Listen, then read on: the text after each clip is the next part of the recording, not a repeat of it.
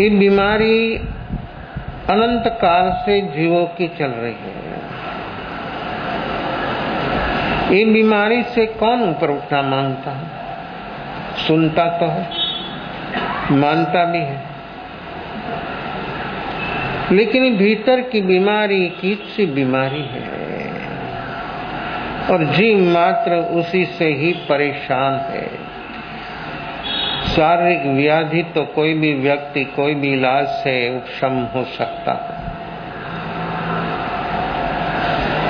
लेकिन ये भीतर की बीमारी किसको मिटाना? ये भीतर की बीमारी मिटाने के लिए व्यक्ति कब तैयार होगा? भीतर से हर व्यक्ति बीमार है, हर व्यक्ति, कोई भी हो, कोई भी क्षेत्र में हो, विदेह क्षेत्र में हो, कि इंद्र हो, कि नरक भूमि में हो, कि तिर्यंज भूमि के मनुष्य में चक्रवर्ती सम्राट हो, तो भी भीतर से हर व्यक्ति दुखी।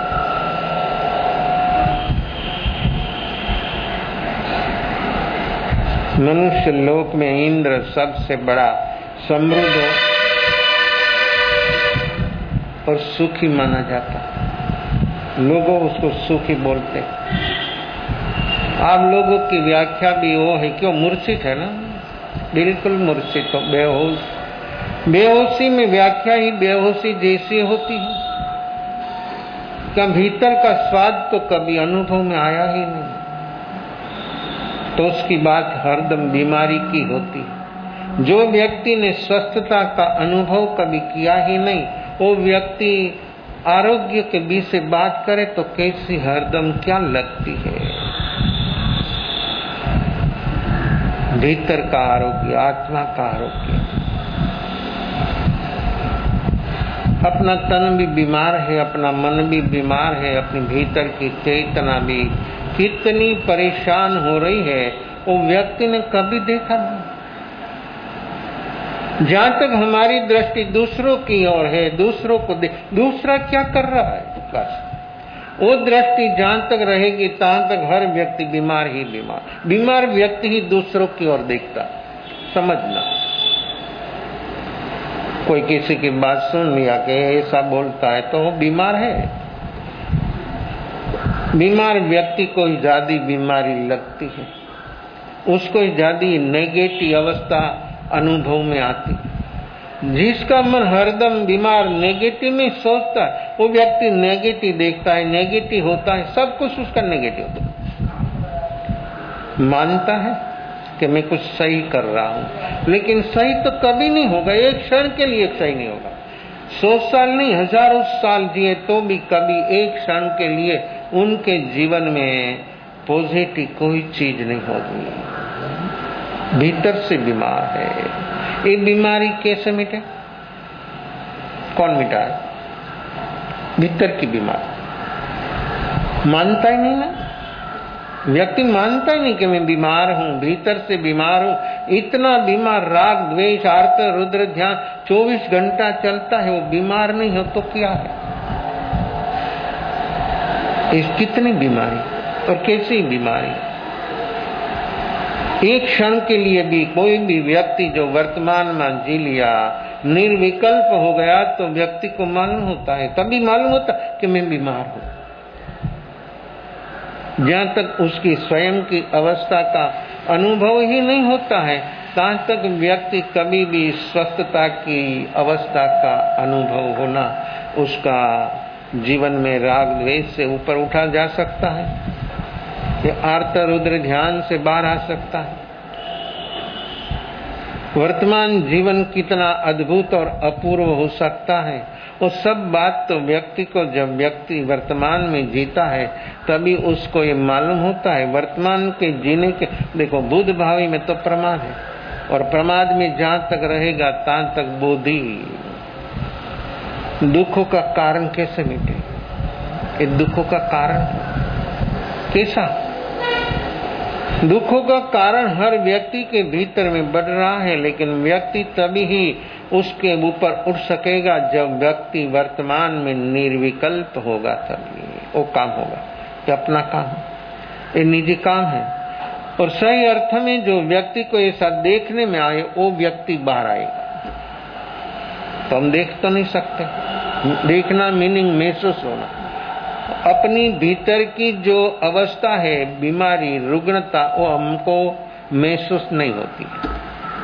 जिसको महसूस होती है वो व्यक्ति उसी से बाहर आने का सही के गलत कोई भी उपाय करता है, खुद की मान्यता के मुताबिक, खुद की वर्तमान अवस्था के मुताबिक, लेकिन महसूस हुआ तो बाहर आने का व्यक्ति सही अर्थ में प्रयास करेगा। और जहां तक व्यक्ति बाहर आने के लिए देखेगा तो बाहर आने का, देखने के बिना ये काम कभी होना है। उदायन को निज की भीतर की अवस्था देखने में आ गई, महसूस हो गया, ऐसा है एक काम। तो ज्ञानी वितराग की शरण में जाने के बिना ये काम कभी होना, ये कभी संभवित नहीं है। तो वो शरण है जिसने सभी दुखों का कारण मिटा दिया है। उसकी शरण जहां तक व्यक्ति नहीं स्वीकारेगा, तहां तक व्यक्ति की वर्तमान अवस्था में व्यक्ति को खुद को खबर नहीं होगी कि ये चीज। इसलिए दिखाया कि मुमुक्षु होना, आत्मार्थी होना। और वो भी कब होता है मुमुक्षु आत्मार्थी, कब होता है जब भीतर में कषाय कितना मंदतम हो जाता है। तभी व्यक्ति को कभी ऐसा महसूस हो जाता है कि ये भीतर की मेरी बीमारी है, उसी से मुझे बाहर आना है। तभी वो व्यक्ति को ऐसा लगता है कि सही अर्थ में कौन से उपाय से ये भीतर की मेरी बीमारी मिट सके, तो उसकी वो शरण सोचता। खुद को जहां तक खबर ही नहीं है कि मेरी अवस्था, भीतर की अंतर अवस्था किस प्रकार की है, वो मालूम होती है, वही व्यक्ति को इलाज सोचता है, कोई व्यक्ति उपाय कर सकता है। फिर शारीरिक हो, मानसिक हो, व्यवहारिक हो, कौटुंबिक हो, आर्थिक हो, कि भीतर की आत्मा की अवस्था हो, कोई भी चीज व्यक्ति को जब आमने सामने महसूस होती है, देखने में आती है, तभी व्यक्ति उसी से बाहर आने का प्रयास कर सकता है। तो उदायन को मालूम हो गया कि ये चीज बाहर से तो कितना समृद्ध था, लेकिन बाहर की समृद्धि तो सिर्फ टेम्परेरी है, क्षणजीवी है। जैसे एक संसार सारा क्षण भंगुर है, इसे सब क्षण भंगुर है। हम मानते हैं, बोलते हैं, सुनते हैं, पढ़ते हैं, लेकिन क्षण भंगुरता का बोध नहीं हुआ। कब बोध होता? मैंने बोल दिया कि शरीर क्षण भंगुर है, सब जो अपने सामने देखने में आता है वो सब क्षण भंगुर, तो आपने मान लिया, तो उसी से क्षण भंगुर का बोध होता है। सुनते रहते ना, तो सुनने से बोध नहीं होता है। हाँ, बौद्धिक बोध होता है, बोलना सीख जाता, किसी को समझाना लग जाता, लेकिन खुद को समझना, खुद की वर्तमान अवस्था को समझना, वो कब होता है? खुद की अवस्था को समझना कि मेरी भीतर की अवस्था क्या है, ये समझना, ये जो व्यक्ति को महसूस हो जाए भीतर की अवस्था, तो सचमुच वो व्यक्ति उसी से बाहर आने के लिए सचमुच प्रयास करेगा। तो अपनी वर्तमान अवस्था किस प्रकार की, ये मैं बोलता हूँ शारीरिक अवस्था, मानसिक अवस्था, व्यवहारिक, कौटुंबिक, आर्थिक, जो आप जो क्षेत्र में दिन रात 24 घंटा रहते, उसी से बाहर आना है। लेकिन देखे तो नहीं देख पाएगा, तो उसको महसूस नहीं होगा, तो ये कैसे मिटाएगा? उसी से बाहर आने का उपाय कैसे करेगा? तो मूर्छित अवस्था में, बेहोशी अवस्था में व्यक्ति ऐसा ही चलता है, व्यक्ति की ऐसी ही अवस्था रहती, तो व्यक्ति जहां तक एक कषाय उपशम नहीं होता है। लक्ष्य जब स्वरूप का होता है, तब व्यक्ति को कषाय उपशम, क्षयोपशम, क्षय रूप होता है। लक्ष्य के बिना कषाय मंद होता है, और कषाय मंद होने से व्यक्ति को पुण्य होता। और जो व्यक्ति कषायों से ऊपर उठना मांगता है तो उसके भीतर में जागरण, देखो उपाय तो है, लेकिन खुद की इच्छा के मुताबिक, खुद की मान्यता के मुताबिक जो काम करेगा तो वो काम अपना होना ये कभी संभवित नहीं है। तो स्वरूप का लक्ष्य जिसके भीतर होता है और जो व्यक्ति को लक्ष्य हो गया तो सचमुच वो व्यक्ति के भीतर में कषाय मंद नहीं। क्यों? लक्ष्य होने से क्या होता है? मेरी आत्मा क्या है? मेरा स्वभाव क्या है? अकषाय विनायक स्वरूप चेतन भगवान आत्मा में हूँ, ये अपना स्वरूप है। ऐसा लक्ष्य अपने को अपनी हर दिनचर्या में, हर हालत में, हर संयोग में ऐसा लक्ष्य अपना रहता है, होता है।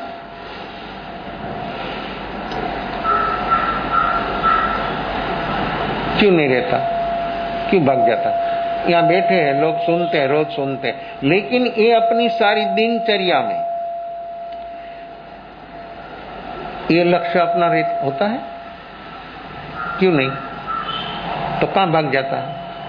देखो, नहीं सुना उसको तो आप मालूम नहीं है कि क्या है, प्रोसेस किसी है, वो मालूम नहीं है। लेकिन जो सुनता है, जो व्यक्ति हरदम सुनता है, वो व्यक्ति भी उसकी दिनचर्या में अपना खाना पीना, हरना फिरना, उठना बैठना, बोलना, अपना जीवन व्यवहार, बच्चों के साथ रहना, खाना पकाना, खाना खाना, उसमें अपनी भीतर ऐसी अवस्था व्यक्ति की होती है, क्यों नहीं होती है? अपने को उसमें रहने में कौन तकलीफ करता है?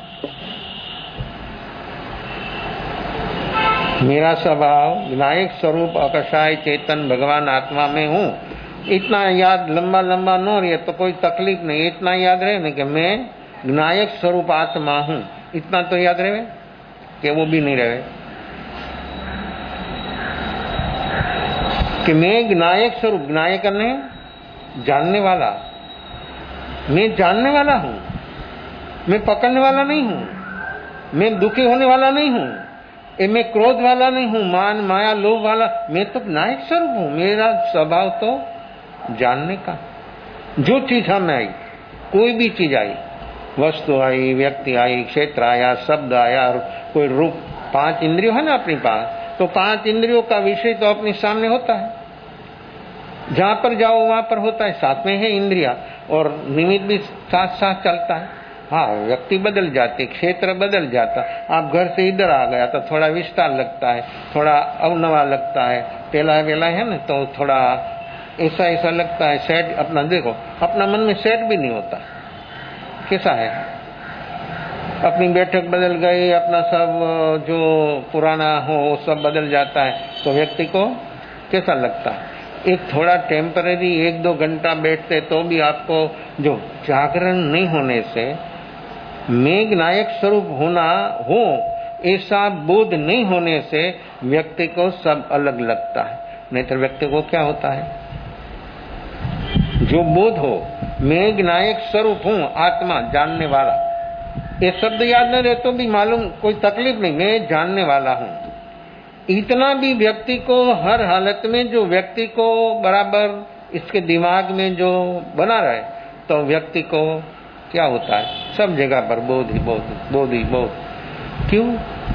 जाना कि वस्तु है, व्यक्ति है, क्षेत्र है, कोई ऐसी टाइस है, कोई ऐसी टाइस है, कोई मार्बल है, कोई इटालियन मार्बल है, पत्थर है, क्वालिटी फेयर है, मानस है, क्वालिटी फेयर है। कितना, जितना लोग इतना अलग क्वालिटी है।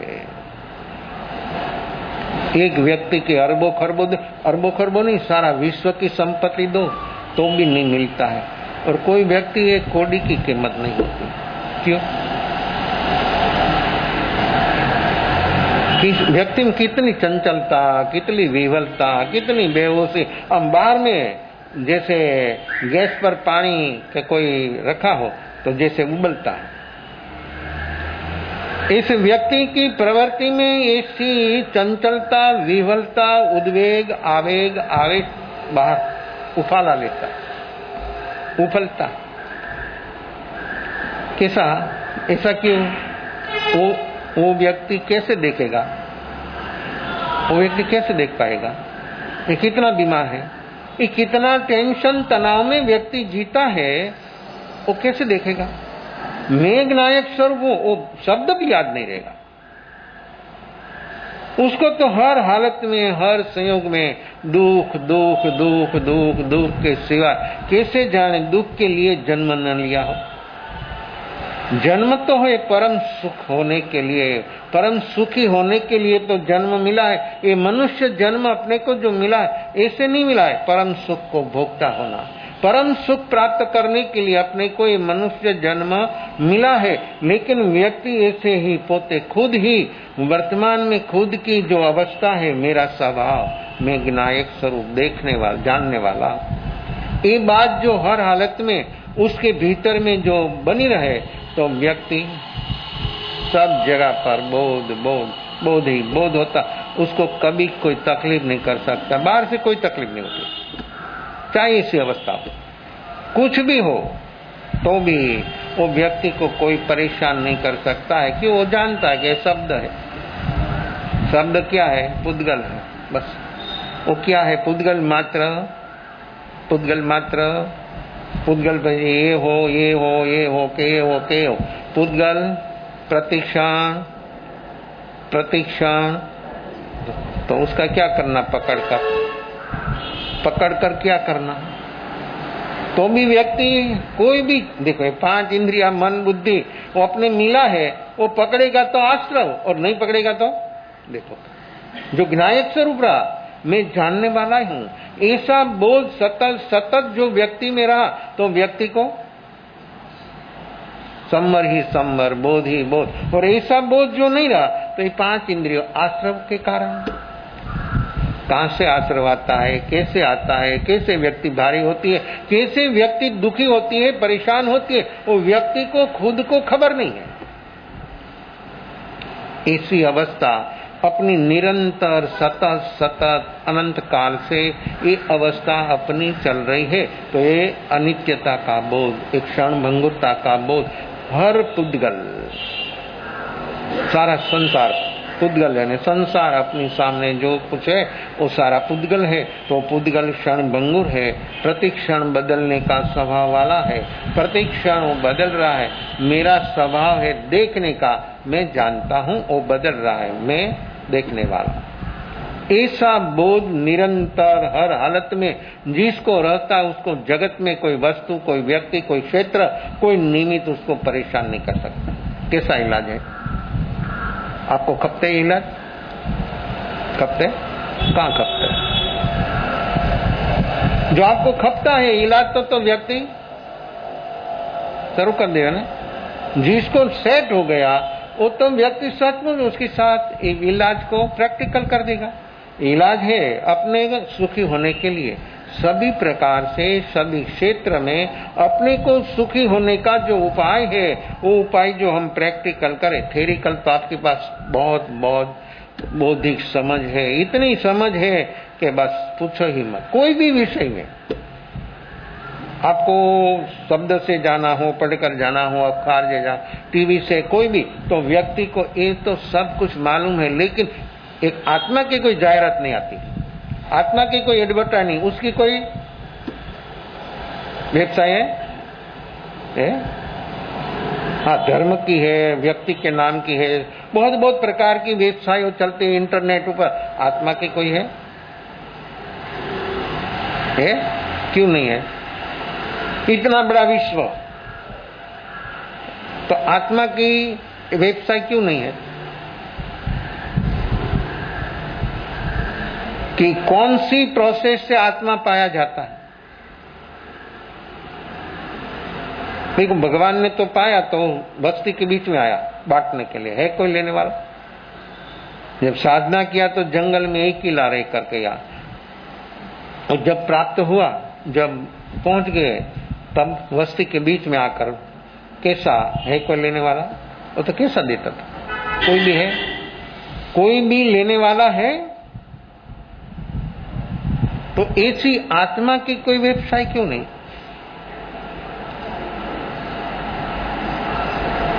और आपको व्यवसाय मिल जाए तो क्यों आप पाएगा? हाँ, देखेगा, पाएगा नहीं। पाना तो उसके होता है, उसी से होता है जब व्यक्ति प्रैक्टिकल में हो। तो प्रैक्टिकल के बिना ये तत्व हरदम अज्ञात ही अज्ञात रहा है। इसलिए अपना अनंत काल बीत गया, मानता है, बोलता है, समझ लेता है, धोखाबाजी करता है खुद के साथ कि मुझे मालूम है ना। क्या मालूम है? क्या मालूम है? हर व्यक्ति इससे बोलते हैं मुझे मालूम है। तो मालूम होना वो सब सिर्फ शब्द है, और आपके पास जो कोई आपने सुनी होगी बात है, लेकिन मालूम तो तभी होता है जब अनुभव होता है, स्वयं का अनुभव होता है। वो व्यक्ति हरदम भीतर में डूब जाता है, वो व्यक्ति को कभी बाहर आना की जरूरत नहीं रहती। तो वो जिसको मालूम हो गया वो व्यक्ति तो सभी से पार पहुंच जाता है। उसके लिए जीवन में कभी कोई तकलीफ नहीं होती, उसके कोई परेशानी नहीं होती है। जो होता है बराबर है ना। फिर शरीर में हो, बाहर में हो, क्षेत्र में हो, कोई भी जगह पर हो, जो हो रहा है तो हो रहा है।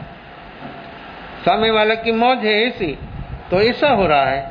जो जो व्यक्ति की जो जो अवस्थाएं चल रही है वो सिर्फ देखता है, और देखने वाला सचमुच पार पहुंच जाता है, पकड़ने वाला डूब जाता है, पकड़ने वाला दुखी हो जाता है। कोई भी चीज पकड़ा दुखी, और जो व्यक्ति ने जाना तो पहुंच जाएगा। भीतर में ऐसी उसकी अवस्था है, निजी अवस्था तक वो व्यक्ति सचमुच पहुंच जाएगा। लेकिन जो जानेगा तो मानने से, बोलने से, पढ़ने से, लिखने से, सुनने से वो काम हो, ऐसी संभावना नहीं है।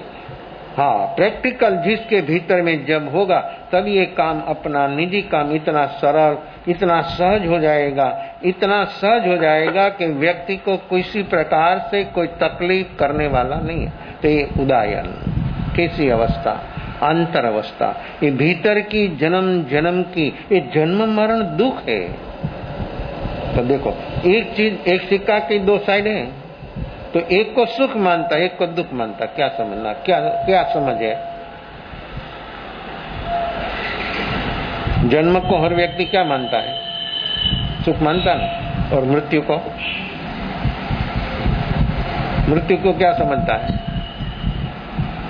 बेचारा बहुत छोटी उम्र का था, मर गया, ऐसा हुआ, ऐसा हो गया, उसका संसार है। तो संसार तो ऐसा ही चलता, तुमको काम बोल है। और तुम क्या कर सकते हैं बोलने के सिवाय? खोखला सिर्फ आश्वासन करने के लिए तो उसके घर पर जाए, उसकी परेशानी इतनी हो, आर्थिक रीते आपके पास संपन्न है आप, और उसकी आर्थिक स्थिति बहुत कमजोर है, तो आपको कभी ऐसा लगता है कि उसको मैं ऐसे उपयोगी हूँ? हाँ, ऐसा बोध हो गया, ऐसा करना, ऐसा रहना, बस उसकी शिखामन देने लग जाते। लेकिन तुम्हारे पास जो है वो तुम उसके लिए, आपको मालूम भी है कि उसकी परिस्थिति आर्थिक क्षेत्र में बहुत कमजोर है, तो आप उसको उपयोगी क्यों नहीं होते? सिर्फ बोलना है। तो जन्म सिक्का की एक साइड, वो अपने को अच्छा लगता है। मृत्यु अपने को, मृत्यु दुख रूप है, अमंगल है। मृत्यु जैसा मंगल नहीं है, मृत्यु महोत्सव है।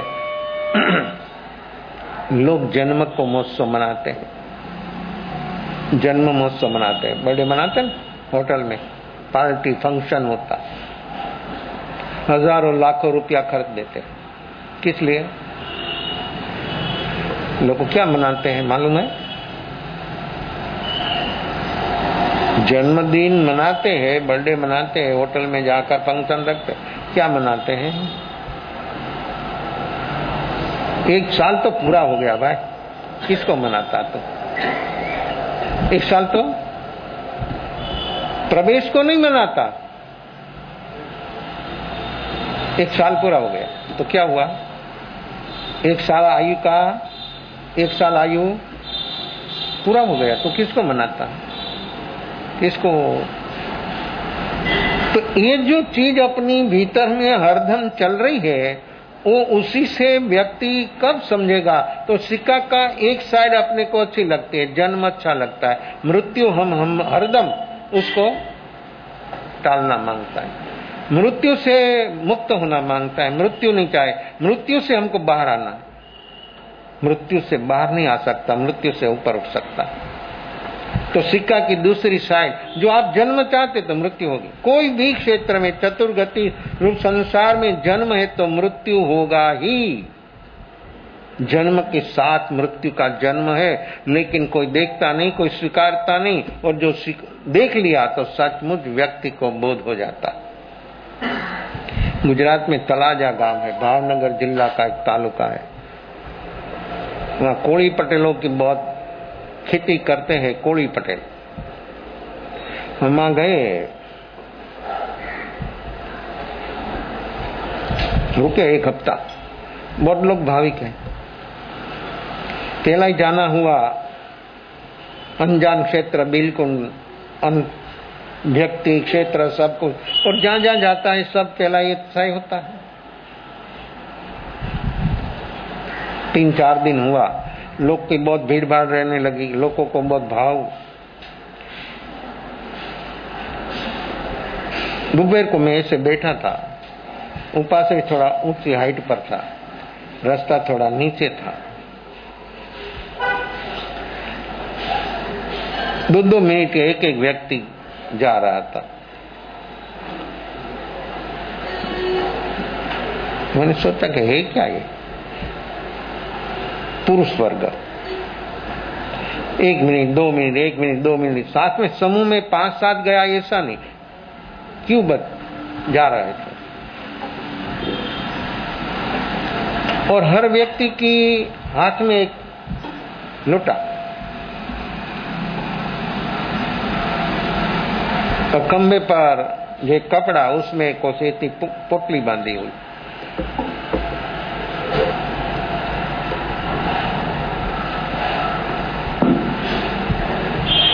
तो बहुत चला हो, सोचा है क्या है, सब लोग जा रहे हैं, ऐसे ही जा रहे हैं, और सब लोग एक कोड़ी पटेल, जो भाई हम जहाँ था वहाँ एक भाई आया, उसको मैंने पूछा कि है क्या ये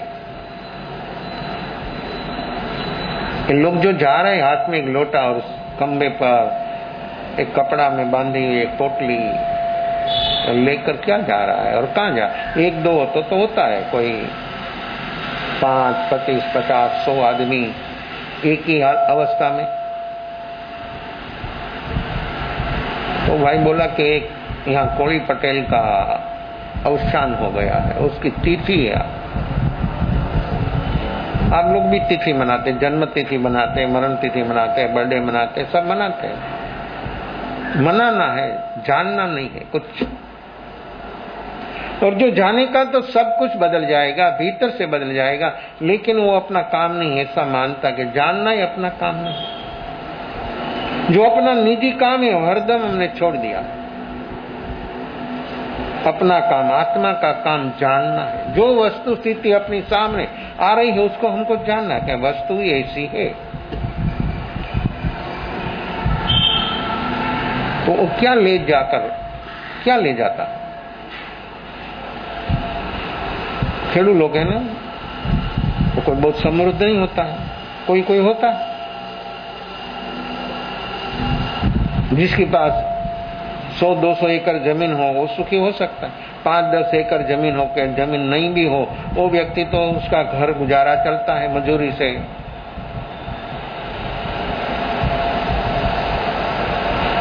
तो बाजरी का आटा और जो लोटा था उसमें तेल, तो वो क्यों ले जाते?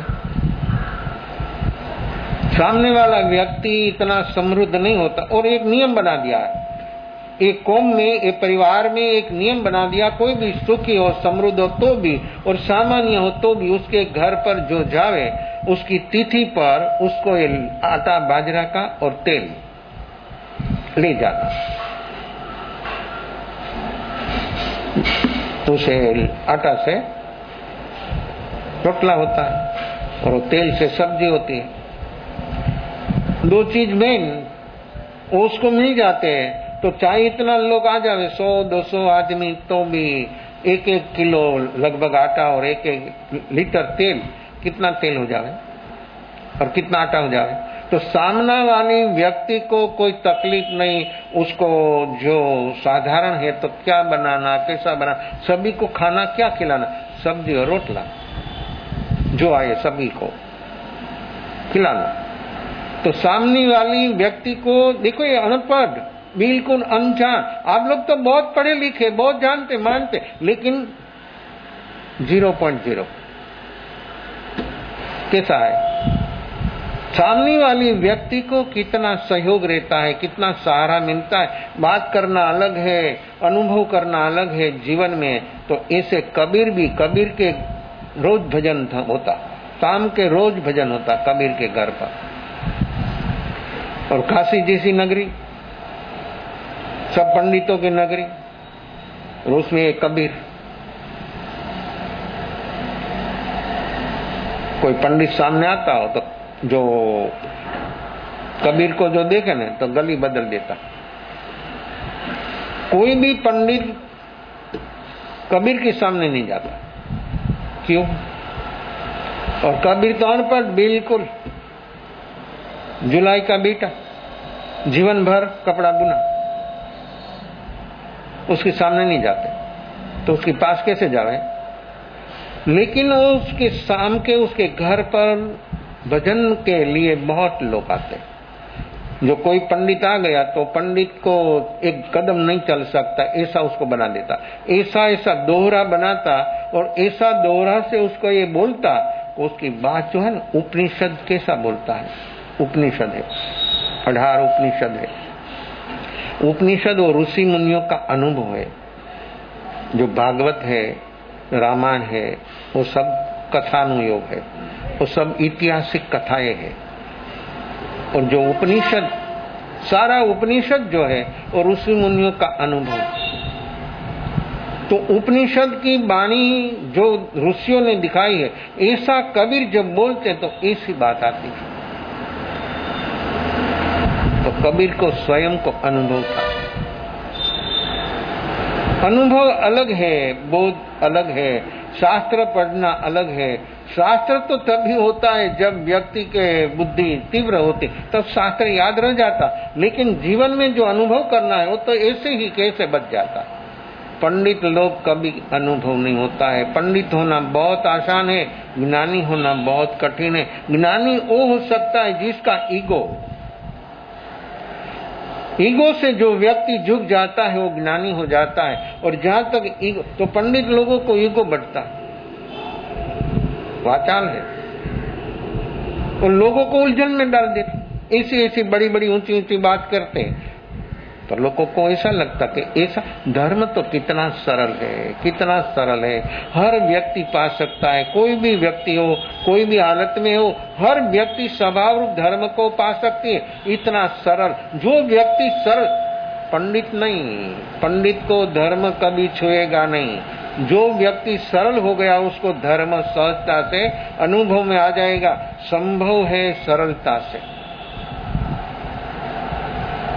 जहाँ सरलता, सहज सरलता, वहाँ धर्म सचमुच व्यक्ति को अनुभव में आ जाएगा। जहाँ तक व्यक्ति के भीतर वक्रता है, टेढ़ी मेढ़ी अवस्था, मन बुद्धि इंद्रिया सब टेढ़ा मेढ़ा, जहाँ तक व्यक्ति को बोधि भी संभवित नहीं है, तो स्वभाव रूप धर्म को अनुभव होना वो तो कितना कठिन लगता। तो जब भजन पूरा होता है तब कबीर बोले प्रसाद लेकर जाना। हरदम उसका कभी कभी घर में आटा भी नहीं होता है, तो उसकी मिसिस कभी बोली नहीं कि घर में आटा नहीं है, प्रसाद किसका बनाओ। और प्रसाद तो आप किसको मानता है, नारियल हो, पेड़ा हो, शक्कर हो, ऐसी मिठाई हो, उसको आप प्रसाद मानते हैं। तो घर में आटा नहीं तो प्रसाद किसका बनाना। और आपके घर पर कोई आ गया गेस्ट, कोई आ गया और आपका नाश्ता रखना तो आपके घर में नहीं है और कोई बाहर लेना जाना पड़ता, तो आप जो घर में हो वो रख देते कि बाहर से लाकर उसकी व्यवस्था कर देते? क्या करते? कैसा है? अपनी वर्तमान अवस्था किस प्रकार से चल रही है वो व्यक्ति को मालूम नहीं। उसकी मिसिस कभी बोलती नहीं कि मैं घर में आटा नहीं है तो प्रसाद किस, बाजू से एक थोड़ा सा आटा ले आती, रोटी बनाकर, रोटी का टुकड़ा बनाकर प्रसाद हो गया। जहाँ प्रसन्नता है वहाँ प्रसाद है, वहाँ सरलता है वहाँ प्रसाद है, जहाँ व्यक्ति को आत्मीयता है वहाँ प्रसाद है, जहाँ अनुभूति है वहाँ सब कुछ प्रसाद हो जाता है। और जहाँ भीतर में व्यक्ति बेहोश है वहाँ कोई भी मिठाई दो ने बेस्ट हो जाता है। व्यक्ति के भीतर में कैसी कैसी अंतर अवस्था, भीतर में नेगेटिव प्रकृति के साथ हाथ में टुकड़ा रखा मिठाई का, लेकिन उसको छुआ तो भी विष हो जाएगा। क्यों? उसके भीतर में उसकी कषायों का वाइब्रेशन, उसका आर्त रौद्र ध्यान का वाइब्रेशन वो मिठाइयों को छुएगा तो वो विष हो जाता। कैसे वो बाई रही होगी? कभी एक मांग नहीं किया कि ये चीज अपने घर में नहीं है, ले आओ। कब होता है? कबीर को बोध था, कबीर को ज्ञान था, कबीर भीतर तक पहुंचा था, वो तो पहुंची, तो फिर उसकी अवस्था ऐसे कैसे हो गई? आपके घर में ऐसा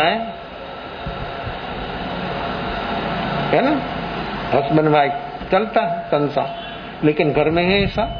एक दूसरों को हर प्रकार से सहयोगी रहना, सहयोगी होना, ऐसा है? एक ग्रस्त संसार, ग्रस्त व्यवहार वो अपना कैसा है? ये तो आध्यात्मिक क्षेत्र, वो तो कितनी ऊंचाई की बात है। सम्यक दर्शन बोधि, वो तो व्यक्ति कितना सरल हो जाता है, कितना सहज सरल होता है, तभी ये बात होती।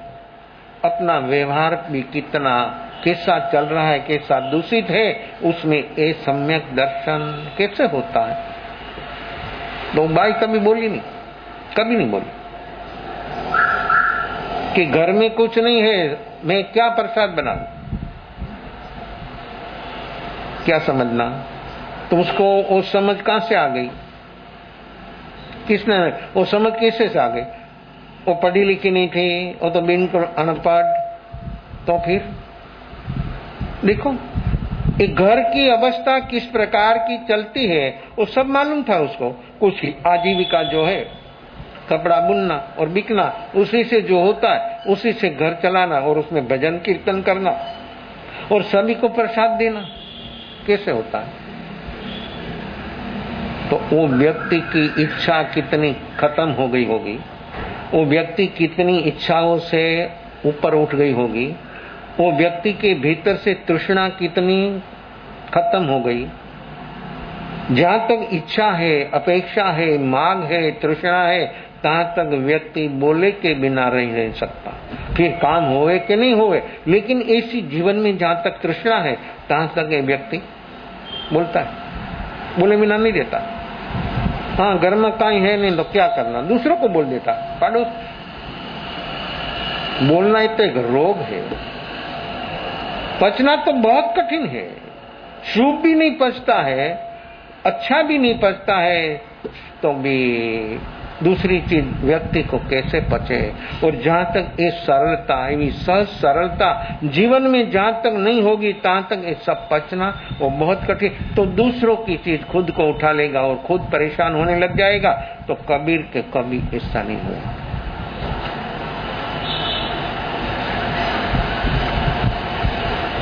उसका बेटा भी था, उसका शिष्य भी था, कमाल ने एक दफा बोला कि घर में कुछ नहीं हो, प्रसाद किसका बनाओ, चोरी करें? कबीर बोला कि हाँ। वो चौंक गया कि क्या बोलते हैं। कबीर भी और एक कमाल भी कबीर का बेटा, उसने सोचा कि अपना निश्चित करना है आज। उसने तो बोल दिया कि मैंने बोला कि घर में कुछ नहीं, और बोला कि मैंने बोल दिया कि चोरी करना, तो क्या शाम हुई, चोरी कब होती है? चोर चुराई करता है लेकिन तो भी कोई पकड़ नहीं सकता, कितना तैयार, कितना होशियार। तभी ऐसी अवस्था होती है, हजारों लोगों के बीच में व्यक्ति की जेब काट डालता है। ये अपनी भीतर ही प्रकृति, अपनी आत्मा की भीतर में रहा जो आत्मा की जवेरात है, उसकी जेब काट डालता है। एक एक प्रकृति अपनी भीतर में वो काम कर रही, वो काम से अपने भीतर जो जो आत्मा की जो चीज हो सब चुरा ले रहा है, रात दिन ले रहा है। ये चोर है। बाहर का चोर तो कभी भी पकड़ में आ जाता है, भीतर का चोर है कभी कोई हाँ, खुद व्यक्ति जो इतना सजाग हो गया, इतना होश वाला हो गया, वो पकड़ लेगा। और जो पकड़ लिया तो वो व्यक्ति उसी से बाहर आ जाएगा। शाम हुई, भजन कीर्तन सब कुछ हो गया। कमाल बोला कि चलो चोरी करना है, चलो। कबीर तैयार हो गया, चले दोनों। एक बहुत बड़ी हवेली देखी। कमाल बोला कि ये घर में कुछ होगा, मिलेगा। जहाँ पर कुछ होता है वहां पर कुछ मिलता है, जहाँ कुछ होता ही नहीं, काम प्रयास करना वो तो सब बेकार होता है। अपने भीतर बहुत खजाना है लेकिन हमने कभी तलाश किया नहीं, तो कैसे मालूम होगा कि अपने भीतर इतना है, ऐसा है? जो कभी व्यक्ति वहां जांच पड़ताल करेगा तो मालूम होगा कि हाँ कुछ है, इतना है, इतना है, तो वहां से चुरा लो।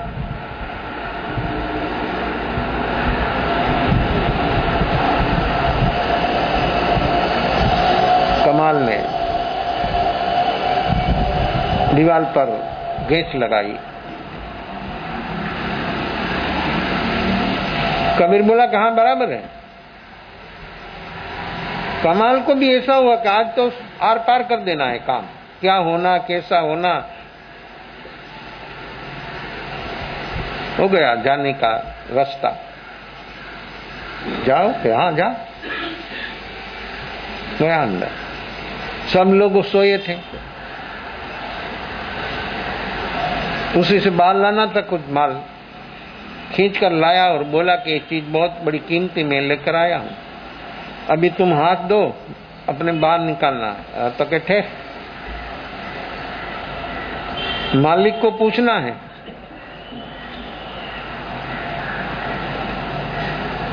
तो इतना काम किया, यहाँ तक आया, तो अभी मालिक को पूछना, तो मालिक को तो पहला जगाने की जरूरत थी। अभी क्या बोलते हैं? तो कहा मालिक को पूछो। कुछ ये दोनों का आवाज हुआ तो आवाज से मालिक जाग गया, और मालिक ने जागा तो देख लिया कि तो कोई चोर चुरा लिया, कुछ ले जा रहा है, पकड़ लिया। कमाल ने पकड़ लिया। क्या करना? कैसा? सिर बाहर, सारा बॉडी अंदर। जो रास्ता बनाया था उसमें सिर तो उसने डाल दिया, सिर बाहर और सारा बॉडी अंदर। उस बाहर भीतर से लोगों ने पकड़ लिया था। बाहर से कबीर निकालने का प्रयास करता था, वो बाहर अंदर खींचने का प्रयास करता था। क्या करना अभी? कबीर ने सिर उड़ा दिया, उड़ा दिया सिर लेकर चले गए। अपनी पहचान, शरीर की पहचान, संसार में जो व्यक्ति की पहचान होती है वो सब शरीर से नहीं, सिर से होती है। डेड बॉडी पड़ा है लेकिन सिर नहीं होता तो कोई नहीं पहचानता कि कौन है, कैसा है। ये बॉडी की पहचान शरीर से होती है, आत्मा की पहचान किसी से होती है? वो क्या? आत्मा की पहचान करना हो तो अपने भीतर में क्या काम करना? हमको हमारी पहचान करना है, लेकिन उसकी हमने को हमारी पहचान करने की कोई जरूरत नहीं है। कोई एक्सीडेंट हो जाता है, कोई खून हो जाता है, सिर काट देते हैं तो कोई पहचानता नहीं कि कौन व्यक्ति है, वो ले गया। अंदर वाला लोगों को मालूम हो गया कि हाँ वो बाहर वाले लोग ने कुछ न कुछ सिर काट दिया। फिर उसका जो बॉडी लेकर चौक में 4-6 रास्ता जहाँ इकट्ठा होता वहां एक खंभा पर लटका दिया। कौन है, कैसा है, वो सब मालूम हो जाएगा। कोई न कोई उसको पहचान लेगा। सुबह में भजन मंडली निकली कबीर की। भजन बोलते बोलते रास्ता पर बहुत ऐसे गांवों में होता है, सुबह में वेली सुबह 4 बजे लोग भजन बोलते बोलते समय हो गया था। कबीर तो चले गए, वो बॉडी को लगा दिया वहां पर। भजन मंडली आई, भजन बोलते बोलते और लटका दिया शरीर। वो भी ताली बजाने लग गया। होता है कैसे होता है? वो व्यक्ति जो धड़ कट गया था, सिर कट गया था, सिर्फ धड़ ही था, वो ताली बजाने लग गया। जो जा रही थी मंडली, उस लोगों ने देखा कि है क्या ये तो कमाल ही होता है, दूसरा नहीं होता। उनके बिना ऐसा होना कभी संभवित नहीं। ये कमाल है। इसकी जो अवस्था है वो कोई अलग प्रकार की है, वो व्यक्ति ही अलग है। देखो, एक साथ रहने पर भी दोनों का कैसी अवस्था, वो दोनों के भीतर में कैसा और कहां तक वो व्यक्ति भीतर जगत में पहुंचा हुआ। भजन मंडली ठहर गई। ये क्या है? सभी तरह से उसने देखा कि ये सचमुच कमाल की है बॉडी। किसने ऐसा कर दिया, कैसा हो गया? फिर तो बातें चलती ना। जहां तक उसका पत्ता नहीं लगे तहां तक ऐसी बातें ही चलती। हमारे भीतर में आत्मा के विषय में बातें चलती। अनुभव करने की जब बात आती तो फंसक जाता नदारत। क्या करूं, ऐसा नहीं हो सकता है, ऐसे कैसे हो सकता है, ऐसे हम तो गृहस्थी है, गृहस्थी कैसे काम होता है। ऐसा उदयोग संयोग में व्यक्ति कहाँ रुक जाता है, खुद को खबर नहीं होती है। ऐसी अवस्था जीवों की चल रही है।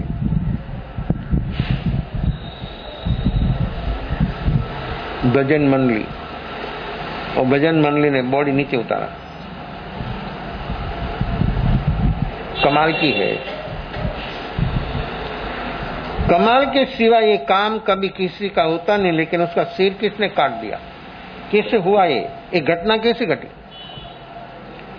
और किस लिए ऐसी घटना घटी कि उसने क्या अपराध किया, क्या गुनाह किया कि उसका किसी ने सिर काट दिया। कबीर का इरादा वो था कि उसको कोई पहचाने नहीं, इसलिए उसको सिर ले गया। तो पहचान कौन करे? लेकिन तो फिर कैसी अवस्था, कैसी व्यक्ति की अंतर अवस्था है। भजन उसके रोम रोम में, आत्मा के प्रदेश प्रदेश पर जिसकी भजन, जिसकी कीर्तन, जिसके भीतर में ऐसी भक्ति, ये भक्ति ऐसी भक्ति जिसके भीतर होती है, वहाँ रोम रोम खड़ा हो जाता, रोम रोम नृत्य करने लग जाता। एक एक आत्मा का प्रदेश नृत्य करने लग जाता है। आर्त रुद्र ध्यान में सब मूर्छित हो जाता है। और जब व्यक्ति के भीतर में ऐसी सरलता, ऐसा उत्साह, ऐसे व्यक्ति मुखरित होता है, तब आत्मा का प्रदेश अंदर से नृत्य करने लग जाता। ऐसा रोम रोम में भीतर से भगवान बोलता है। अपने भीतर जो आत्मा है, असंख्यात प्रदेशी हो तो परमात्मा ही है। लेकिन वो परमात्मा तभी ही बोलता है जब ये उसी के पर सब आवरण, ये आवरण जब हट जाता है तभी वो काम हो सकता है। जहाँ तक ये आवरण है तहाँ तक ये काम होना कभी ये संभवित नहीं है। ये उदायन सारा आवरण से मुक्त होने के लिए परमात्मा की शरण पर पहुंच गया। परमात्मा की शरण, उसके बिना आवरण हटे, ये प्रमाद से बाहर आए, ऐसी कोई संभावना कभी होती नहीं। तो ये आवरण उसी से बाहर आने के लिए अपनी रुकावट जो है वो सारी प्रमाद से है। जो छठा प्रमद, सातवां अप्रमद, ये अप्रमद अवस्था तक पहुंचने के लिए बीच में आया 5 प्रमाद: मद, विषय, कषाय, निंदा, निद्रा। मद 8 प्रकार: जाति मद, कुल मद, बड़ मद, रूप मद, लाभ मद, तप मद, ऐश्वर्य ठकुरा। कैसा है रूप मद? कैसा कैसा रूप में, कैसी कैसी अवस्था। जो जो जीवों के शुभ नाम कर्म से सुंदर शरीर मिला है, लेकिन उसी से भी अनंत गुणा सुंदर है आत्मा। शरीर जो सुंदर है उसी से अनंत गुणा सुंदर जो है, और आत्मा का अनंत सौंदर्य है। वहां पर जो व्यक्ति पहुंच जाता तो बाहर का सारा जगत फिक्का हो जाता, किसी की ओर दृष्टि भी नहीं होती है। और जहां तक स्वयं का स्वरूप, निज का रूप, सौंदर्य जहां तक व्यक्ति ने देखा नहीं है, तहां तक व्यक्ति बाहर में चलेगा। ये अनाथी, ये सैनिक और चेलना का रूप कैसा था, कितना सौंदर्य। भगवान महावीर की समूह शरण में दोनों गया भगवान का दर्शन और वाणी सुनने के लिए। उस समय पर चतुर्विध संघ नियाणा किया।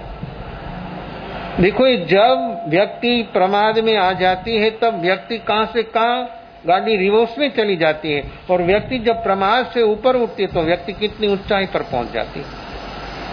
ये प्रमाद 5 इंद्रियों, मन और बुद्धि द्वारा अपनी सारी दिनचर्या में जो व्यक्ति होश में रहेगा, जागरण साक्षी भाव में रहेगा, तो प्रमाद से मुक्त होगा। और जो जागरण साक्षी भाव नहीं है तो व्यक्ति का प्रमाद का गुणाकार होगा। कोई भी हो ना, क्षेत्र कोई भी हो, व्यक्ति कोई भी हो, प्रसंग कोई भी हो, घटना कुछ भी हो, लेकिन जागरण जिसके पास होगा वो व्यक्ति बच जाएगा, सचमुच बचेगा। भगवान महावीर ने बोला सैनिक के, तू तो मेरी सभा का चोर है। चतुर्विध संघ, देखो प्रमाद जब होता है तो सब भूल जाता। भगवान सामने बैठा है, लोग बोलते हैं कि चौथा आरा होता, न विदेह क्षेत्र होता, न कल्याण नहीं होता है। कल्याण तेरा तभी होगा, ये पंचम आरा में अभी भी कल्याण हो सकता है। विदेह क्षेत्र में जाने की इच्छा छोड़ दे, वर्तमान में जाग जा। और वर्तमान में वो व्यक्ति जागा, सही अर्थ में जागा, तो व्यक्ति का कल्याण ही कल्याण, उसको कोई नहीं रोक सकता। भगवान महावीर चौथा आरा, और साधु साध्वी श्रावक श्राविका भगवान की समक्ष बैठा है तो भी प्रमाद में चले गए। कैसा है, नियाणा कर दिया। खुद क्या तब स्वयं का फल लीला दिख गया। देखो ये प्रमाद में ही सब कुछ होता है। सब व्यक्ति प्रमाद में खुद को भूल जाता है। भगवान जो जीवों ने एक काम किया था उसके पास ज्ञान था। देखो, बचाता है स्व और पर को ज्ञान। ये ज्ञान के सिवाय कोई जीव को बचाना और बच सके ऐसी कोई संभावना नहीं है। आत्मज्ञान सामने से बुलाया सभी को, ये तुम्हारे मन में ऐसा प्रमाद आया और ये प्रमाद से तुमने क्या काम कर दिया। ये सारा संयमी जीवन इतना अद्भुत। देखो, सब घर बार छोड़ते तभी उस जगह उस स्टेज तक पहुंचता, लेकिन उस स्टेज से एक क्षण में व्यक्ति नीचे गिर गया। प्रमाद, ऐसा प्रमाद जहां तक अपने भीतर रहेगा होगा, तहां तक अपनी गाड़ी रास्ता पर कैसे चलेगी? स्ट्रेट रास्ता पर गाड़ी चलेगी, रिवर्स में चलेगी। प्रमाद से गाड़ी चलती है हर व्यक्ति की, लेकिन भ्रांति और बेहोशी से मानता है कि सही चल रही। सही तो तभी चलेगी जब व्यक्ति के भीतर में ऐसा जागरण साक्षी भाव प्रकट होगा तब। आलोचना, निंदा और ग्रह सम्यक पराक्रम है, उसमें 3 बोल है, आलोचना, निंदा और ग्रह। देखो यहाँ निंदा प्रमाद दिखाई, लेकिन यहाँ निंदा ही करना है ना, स्व की करना। पर की निंदा प्रमाद है, पर का कुछ भी बोलना प्रमाद है। अपनी स्वयं की निंदा करना, अपना स्वयं का दोष दूसरों के सामने बोलना, है हिम्मत, है शक्ति। क्यों? तो दूसरों को क्यों बोलते हैं? खुद की हिम्मत नहीं, नामर्द है। जिसके पास ऐसी मर्दानगी होती है और स्वयं का दोष बोलने के तैयार हो जाता, वो आलोचना, निंदा और ग्रह, ये 3 बोल है। भीतर से व्यक्ति को निर्मल होने के लिए, पवित्र होने के लिए ये 3 बोल चीज है। और निंदा प्रमाद भी दिखाया। और निंदा व्यक्ति के भीतर के स्वयं का दोष जो व्यक्ति बोल देता, तो नियम ऐसा है, लेकिन व्यक्ति जो कोई थोड़ा भी अच्छा काम किया ना वो बोल देता है, और जो ऐसा गलत काम कुछ हुआ ना वो सब व्यक्ति दबा देता है, छिपा देता है, वो नहीं बोलता। जो व्यक्ति छिपाएगा उसका गुनाहगार होगा, और जो बोल देगा वो निष्फल। तो पुण्य व्यक्ति को छिपाना है, गोपनीय कर रखना है, और पाप व्यक्ति को बोलना है। तो हो रहा है उल्टा, पाप व्यक्ति छिपाता है, और पुण्य का कोई भी काम किया छोटा मोटा तो व्यक्ति बोल देता है, वो बोला निष्फल, साफ, कुछ नहीं रहेगा। तो भगवान महावीर ने जिनके भीतर में प्रमाद की अवस्था से ऐसी अवस्था जिसकी हुई वो सभी को बुलाया। क्या किया तुमने कहा? ऐसा संयमी जीवन, श्रद्धा, मनुष्य जीवन दुर्लभ है, उसी से दुर्लभ श्रद्धा है, उसी से दुर्लभ जीवन में श्रवण है, उसी से दुर्लभ जीवन में संयम है। तो इस संयम तक पहुंचे और फिर गाड़ी रिवर्स में। देखो आज जीव का प्रमाद कहाँ पहुंचकर व्यक्ति वापस लौट जाता है। ऐसा एक दफा नहीं, अपनी साथ भी, हमारी आत्मा ने भी अनेक दफा ऐसा अपने जीवन में भी हुआ है। अपने को मालूम नहीं है, अपने पास ज्ञान नहीं है। भूतकाल सारा, हाँ, एक जन्म का कोई बात हो तो आपको याद है भूतकाल अपना एक जन्म के पहला किस प्रकार का जन्म था, कौन सी गति जाति में था, वो कुछ मालूम नहीं है। तो ये अज्ञान की अवस्था से ऐसा होता है। जो व्यक्ति को ज्ञान हो जाता तो व्यक्ति सर्व प्रकार से मुक्त हो जाता। सभी को आलोचना, निंदा और ग्रहण। तुम्हारे भीतर ये रूप सौंदर्य देखकर जो ऐसा भाव हुआ कि ऐसा हमको मिले, सब लीला। देखो, एक बाहर का शरीर का एक सौंदर्य देखकर व्यक्ति इतना लालायित हो जाता है, कितनी बेहोशी होगी। बेहोशी के बिना ये काम नहीं होता, प्रमाद में ही काम होता है। और जो प्रमाद से व्यक्ति ऊपर उठ गया, होश होता है, तो चाहिए ऐसी चीज उसके सामने आ जाए तो भी व्यक्ति के भीतर में कुछ फील नहीं होता। आंख खुली हो के बंद हो, व्यक्ति के भीतर में फील तो हर जीवों को हो, एकंद्री जीवों को भी होता है। तो पंचेंद्री जीवों तो फील होता है। एकंद्री जीवन है, उसका कोई छुए तो भी फील होता है, उसकी कोई बात आए उसके सामने तो भी उसको फील होता। फील तो जीव मात्र को होता। जीव कोई भी शरीर में हो, निगोद में हो, स्थावर में हो, विगलेंद्री में हो, पंचेंद्री, मनुष्य, तिर्यन, नारक देव, कोई भी गति जाति में हो, फील हर जीव को होता है। प्रकट करने का साधन तो श्री संगनी पंचेंद्री जीवों को ही होता है। उसके सिवाय व्यक्त करने का जो है वो दूसरों के पास ऐसी अवस्था नहीं है। तो हमारी पास सब कुछ है, व्यक्त भी कर सकते हैं और सभी से ऊपर भी हम उठ सकते हैं। इतनी शक्ति अपनी पास है। जो व्यक्ति वर्तमान में एक काम करने के लिए स्वयं का प्रमाद जो अपने भीतर है, ये प्रमाद से ऊपर जो उठेगा, वो सारा जो जीवों ने काम किया था उस सभी को आलोचना, निंदा, ग्रह कर सभी को मुक्त कर दिया, और जो उसका प्रायश्चित करवा दिया, और वो जीवो सहज सरलता से वो बात का स्वीकार कर लिया कि हाँ बनते हमारे जीवन में, हमारी भीतर में ऐसी अवस्था हमारी हुई है। ऐसा सहज स्वीकार जब होता है तो व्यक्ति सचमुच उसी से बाहर आ जाता है। भूल तो हर व्यक्ति की होती, बेहोशी हुई भूल है, सबसे बड़ी भूल हो। इसलिए बेहोशी जैसा कोई पाप नहीं है और होश जैसा कोई धर्म नहीं। होश में कभी कुछ भी प्रमाद होना संभवित नहीं। जितना होश तेज इतना व्यक्ति प्रमाद से, फिर ये प्रमाद 8 प्रकार का, 8 प्रकार के प्रमाद से कोई भी व्यक्ति बाहर आ जाता है। और जहाँ तक होश नहीं है तहाँ तक वो प्रमाद ही प्रमाद बढ़ता है। और प्रमाद जब होता है तो व्यक्ति की अवस्था ऐसी विपरीत हो जाती है। तो अपनी विपरीतता से अपने को बाहर आना है, हमको मुक्त होना है। तो मुक्ति के लिए अपने पास साधन है, अपना पुरुषार्थ है, जागरण साक्षी भाव। जिसके भीतर ये जागरण साक्षी भाव रहेगा वो सचमुच सभी से बाहर आ जाएगा, मुक्त हो जाएगा। ये टेस्ट के लिए यहाँ ट्रैफिक कितना होता है, अपने को कितना ये ट्रैफिक का डिस्टर्ब होता है सुनने में, इसलिए पर्युषण आ रहा है। तो पर्वाधिराज पर्युषण पर्व आज सोमवार, दूसरा सोमवार पर पर्युषण सर्व होगा। तो लोगों को सुनने में ट्रैफिक के हिसाब से कितना डिस्टर्ब होता है वो सब टेस्ट करने के लिए यहाँ पर रखा।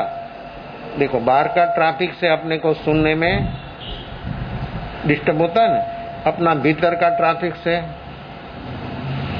लेकिन अपना भीतर का ट्रैफिक अपने को कभी सुनाई दिया? अपने ऐसा लगा कि मेरे भीतर में ट्रैफिक है? देखो कितनी बेहोशी है। इतनी सघन बेहोशी से व्यक्ति को कुछ मालूम नहीं होगा। जब व्यक्ति को होश प्रगटे, जो ये ट्रैफिक से ये बात, ये माइक रखा है तो भी अपने सुनने में डिस्टर्ब होती है, ऐसा आपको लगता है। तो अपनी भीतर जो ट्रैफिक है ना, वो अपनी आत्मा की बात हम नहीं सुन पाएंगे। हमारी अंतर की बात, भीतर की बात, आत्मा की जो बात है, स्वरूप की बात है, वो अपने कभी सुनेगा ऐसा संभव नहीं। हाँ, भीतर का ट्रैफिक बंद हो गया, वो सुनना नहीं, उसको पालेगा, उसका अनुभव हो जाएगा। इसलिए तो वर्तमान निर्विकल्प अवस्था में वो घटना घटती है। तो विकल्प ही ट्रैफिक है, विकल्प ही प्रमाद है, शुभ हो के अशुभ, इस सभी से जब व्यक्ति बाहर आता है तब स्वयं स्वयं को सुन लेता है, स्वयं स्वयं का अनुभव हो जाता है। वो अनुभव करना है, इसलिए अपने को भीतर का ट्रैफिक, बाहर का ट्रैफिक तो बंद हो जाएगा, व्यवस्था हो जाएगी, एक जगह नहीं तो दूसरी जगह हो जाएगी, ऐसा भी हो सकता है। लेकिन अपना ट्रैफिक बंद करने के लिए किसको क्या काम करेगा? हम अपना ट्रैफिक, हर व्यक्ति का स्वतंत्र सेपरेट ट्रैफिक है हर व्यक्ति का, और 24 घंटा चलता है, व्यक्ति को मालूम नहीं है। इतना टेंशन तनाव लेकर व्यक्ति घूमता है, मालूम नहीं है। उसी से हमें को बाहर आना है। तो एक काम अपना है, अपने के लिए है। हम जो भीतर का ट्रैफिक जल्दी बंद करने का उपाय जो ढूंढेगा तो सचमुच अपने भीतर में सुख और शांति, और ये जो प्रमाद से व्यक्ति सचमुच ऊपर उठ गया तो बोधि कोई दूर नहीं है। श्रद्धा गुण अपना है, और श्रद्धा गुण की एक निर्मल अवस्था है। ये उसके पर रहा हुआ आवरण ऐसी अवस्था में हटता है, हटाने से तो बढ़ता है।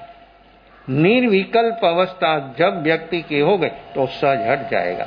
विकल्प अवस्था से परतों पर परतों लग जाएगी, और निर्विकल्प हो गया तो वह नया होगा नहीं, पुराना खत्म हो जाएगा, और व्यक्ति की जो स्वयं की जो अवस्था है उसको अनुभव हो जाएगा। ऐसा अनुभव करने के लिए हर व्यक्ति सद्भागी हो, ऐसी शुभ मंगल भावना विशेष भाव में अवसर पर। चतारी मंगलं हरियन्दामंगलं सुधामंगलं सौमंगलं गैलीवरन्दौधोमंगलं चतारी लघुतमारियन्दामगुतमा सिद्धालुगुतमा सौलुगुतमा गैलीवरन्दौधोमगुतमा चतारी शरणं मौयामि हरिहन्ता शरणं मौयामि सिद्धा शरणं मौयामि साहु शरणं मौयामि केवली पनन्दं शरणं मौयामि चारमंगलंगारुत्तम यार श्रृंगरजय बहुसागरमानलय सकलकर्मणोनयन मोक्षतणां सुकलयनन्न भावदरी जीवनगाय जीवदरीं देजाय संसारमाय शरणायार अवर शरण नहीं को जय नरनारी आदरे अक्षय अविचल बलो